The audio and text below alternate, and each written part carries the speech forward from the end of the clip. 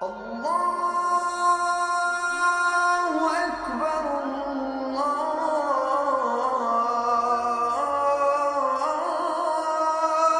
أكبر. أعوذ بالله السميع العليم من الشيطان الرجيم بسم الله الرحمن الرحيم. Salam alaikum wa rahmatullahi wa barakatuh. Encore une fois, nous poursuivons notre chemin sur ces résistances qui déterminent notre vie d'être humain, notre vie de croyant. Il en est une de ces résistances que nous trouvons finalement dans toutes les philosophies, dans toutes les religions et à plus forte raison, bien entendu, en islam. Et c'est celle de l'arrogance. L'arrogance ou cette fierté excessive, et le kibriya qu'on peut trouver également, qui peut être aussi de l'orgueil, et qui justement est un problème dans la marche ou dans le cheminement spirituel, et qui de ce point de vue est fondamentalement à discuter et à maîtriser. Qu'est-ce que c'est que l'arrogance? L'arrogance, c'est qu'à partir d'un certain moment, le je qui est en cheminement avec sa raison pense qu'il a les réponses toutes faites, qu'il a la dimension ultime, qu'il est au-delà des autres, qu'il a raison contre les autres et qu'il ne reconnaît pas ce qui peut être le pouvoir de l'autre ou même peut-être aussi même sa dépendance. Vous avez dans le Coran cette image du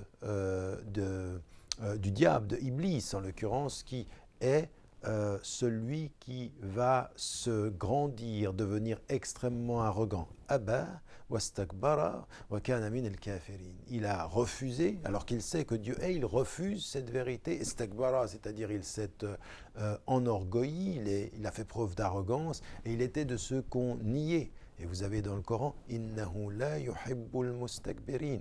Dieu n'aime pas ceux qui s'enflent de cet orgueil, qui s'enflent de cette arrogance, qui pensent que de leur point de vue ici, ils savent davantage. Et là encore, cette arrogance, il faut lutter. C'est des petits détails de la vie quotidienne, c'est une façon de penser, c'est une façon de se penser, c'est une façon de penser l'univers.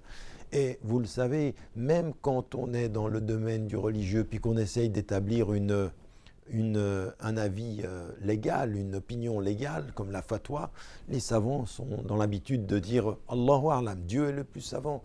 C'est-à-dire que reconnaître qu'on a fait tout ce qu'on a pu faire, mais qu'on n'a pas l'arrogance de la vérité. On a juste l'effort de s'en approcher et non pas l'arrogance de l'avoir posséder ou qu'elle nous possède. Parce qu'au fond, la vérité nous possède, nous sommes à Dieu, ou al-haq, il est la vérité, mais nous ne possédons pas la vérité. L'arrogant pense qu'il possède la vérité. L'arrogant pense que par ce qu'il a, il a une surdimension du je, de la façon dont il parle aux gens. Ici, il y a quelque chose d'extrêmement dangereux. Il y a l'excès dans l'usage de la raison, l'excès dans l'ego, et le regard que l'on porte sur autrui qui est négatif de ce point de vue-là. Un ego qui s'enfle d'orgueil, qui devient arrogant, qui n'écoute plus et qui de ce point de vue-là devient dangereux. Le travail de l'exercice et l'exercice spirituel sont justement à l'opposé de tout ceci. C'est la dimension de la pudeur, la dimension de la modestie, la dimension de la mesure, toujours, jamais de l'arrogance. N'est arrogant que celui, à un moment donné, qui oublie que Dieu est ou qui s'oublie parmi ceux qui sont.